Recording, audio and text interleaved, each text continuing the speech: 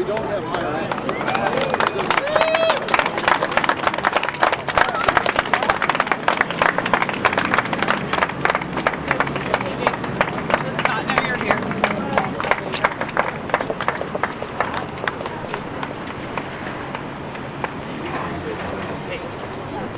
Good morning and welcome to this exciting event.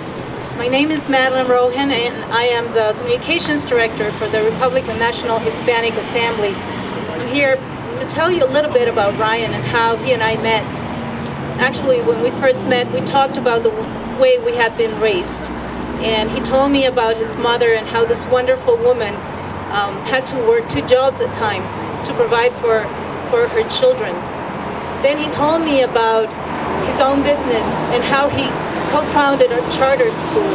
And I thought, here's a man that invests in his ideals, a man that understands that it is through education that we will advance our communities into prosperity. But that's not the only reason why I'm here supporting Ryan. You see, if I may give you a little bit of a reference of where I come from, I am from Peru. And in the 70s and 80s, the indigenous people of the mountains of Peru started migrating to the outskirts of Lima with zero education and zero money. They came looking for jobs. Well, today, members of that segment of that community are the new entrepreneurs of my country worth billions of dollars. Well, that is the spirit of the Latino, and that is the spirit of the Latino that comes to this country. And that is why I'm supporting Ryan, because I know that it is who he represents and what he represents and who he is that will remind our communities of the true spirit of self-reliance, resourcefulness, and personal responsibility. Thank you.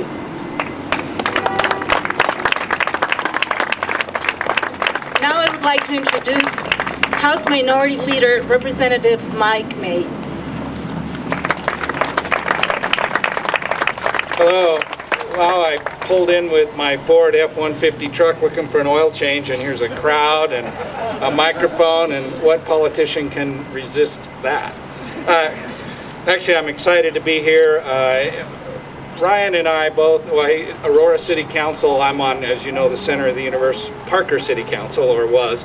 So we have some common background, and when you're in the trenches on a city council, we met every Monday night, so I'm not certain when they met, but you're face to face with your neighbors, and you can see what the power of government can do at a local level and how it impacts people. It gives you an awareness of what government can do and what government shouldn't do. And being able to take that on to higher office, I know I learned just about everything I needed to know about governing on the Parker Town Council. When people are bringing their problems to you or issues, and where you should get involved and where you shouldn't, and having an understanding of how it affects their lives. And Ryan, I know, has developed that same understanding. Actually, he ran citywide council, correct? But more important, well, not more important, but taking that and the vision of what the Republican Party should be.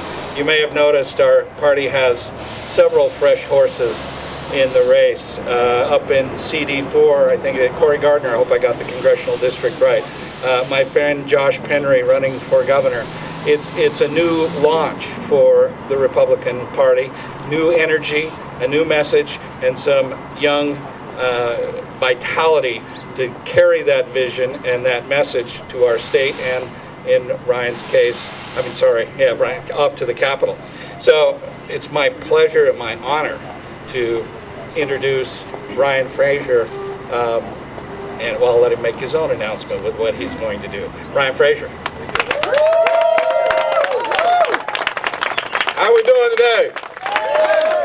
It's good to be out here, and I want to thank Leader May for giving that kind introduction. Leader May, I'm most appreciative of your confidence, and I'm proud of your exemplary leadership at the State House. And Ms. Rohan, I want to let folks know she's also a rising leader and someone I'm proud to call a friend. Thank you so much for coming out here today. And Brighton Ford, I want to thank the owners, Jack and Gail and Jason, Josh, Monica, and Stacy, and all the fine workers of this fine business here in our community for hosting this fine gathering today. I also want to take a few moments and acknowledge some of my friends and distinguished leaders in the crowd today. I saw the mayor of Thornton out here. Eric, where you at? There's Eric. Good to be out here. I saw Clark Bozier. Mrs. Adams County, Mary Dobbin is out here. Former state party chairman Bob Martinez. I know I saw State Representative Kevin Priola. Former Arapahoe County Chairman Bo Cottrell. A lot of great folks. I know I may be missing a few people, but I want to thank each and every one of you for coming out here today. You know, you can't make a speech at a Ford dealership without giving a Ford story, so I figured I'd start there. You know, as I rode in today, I saw a few folks on some motorcycles, and it reminded me of a story I heard some time ago. There was this gentleman who had unfortunately passed away, and he was at the pearly gates with St. Peter. And as he stood there, St. Peter was going through the book of his life, and he said, look, I don't see anything really good that you've done, but I don't see anything really bad that you've done either. I tell you what, give me one thing, and you're in. So the guy thought for a second. He said, well, there was this one time I was driving down Route 85, and I was in my Ford F-350. And I was coming down the road, I saw this gang of bikers giving this young lady a hard time. As I got closer, it was about 40 or 50 bikers, and sure enough, they were ganging up on this young lady. So I pulled my Ford F-350 off to the side and got my tire iron out. And as I headed towards the gang of bikers, I noticed that the leader of the bikers had this chain going from his nose to his ear. It looked pretty dangerous. And as I got in front of him, the gang of bikers formed this circle around me. And so without hesitation, I just hauled off and hit the leader, laid him out. And I said to the rest of the bikers, look, if you don't leave this young lady alone, the rest of you are going to feel some pain. Well, St. Peter sat back in the chair and said, wow, that's pretty impressive. I said, when did that happen? The guy said, oh, that was about 5 minutes ago. It's good to be out here with you today, and I want to thank you. It's great to be amongst so many hard-working Coloradans. I want to thank you for sacrificing your time to come out. It's a beautiful Colorado day. I'd like to say I had something to do with that, but that just wouldn't be true. But today marks a new beginning. A beginning premised on making a positive difference for people. All people, of all backgrounds. A beginning that is underscored by the reality that the little guy trying to work their way up, or the single mother who's trying to figure out how to raise her kids, or we, the working families who are trying to balance our budgets and our checkbooks, and most importantly, our precious children, need someone who will stand up for them to do what is right. And I was raised by a mother. She's my hero. To do what's right, to do my part, and to give my best to make a life for myself. I believe that's what most Coloradans want. An opportunity to make a life for themselves, to put food on the table, a roof over their heads, and clothes on their children's backs. I stepped forward in this election because I felt strongly about the opportunity for our country to be better, safer, and economically stronger. We owe our children that much. The dangerous course that this democratically led Congress has forced us to tread greatly concerns me. There is too much at stake. People's livelihoods, our children's future. And now's the time to re-energize the People's House with new leadership and better solutions. And so it is today that I want to share with you that I am officially entering the race to represent you in the 7th District of Colorado, and I will serve you well.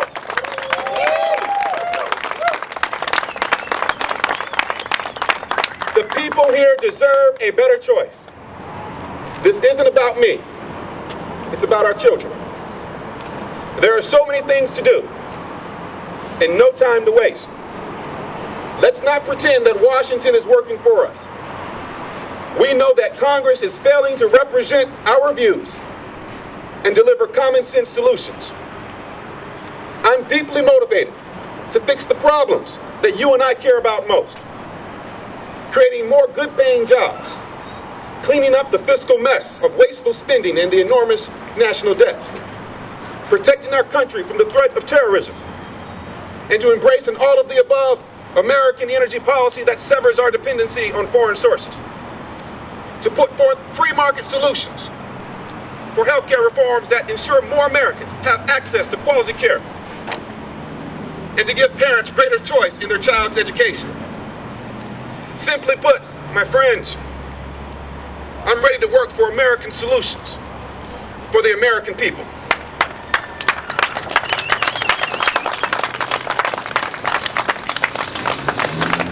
It starts with the economy.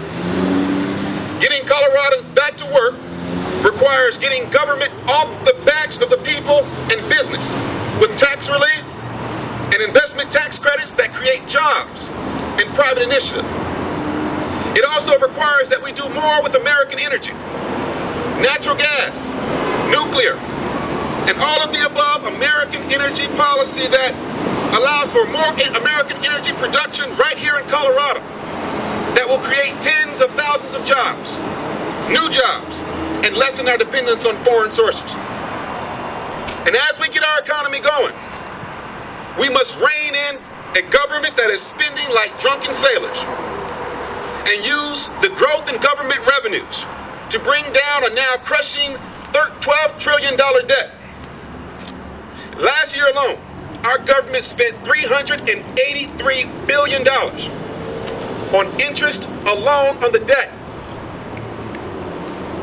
Not transportation, not education, not defense, on interest. We have to control spending, stop the bailouts, and cut out the frivolous earmarks.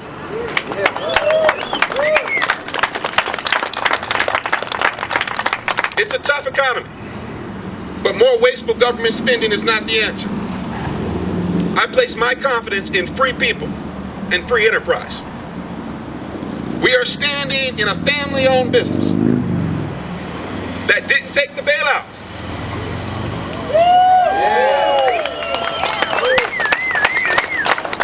Despite the reality that they're having to fight lower sales and having to tighten their belts, with everyone from the top down taking pay cuts to minimize layoffs. That's the type of innovative, hard-working businesses that will make America great, and I'm proud to be doing this announcement right here at the Ford Brighton dealership.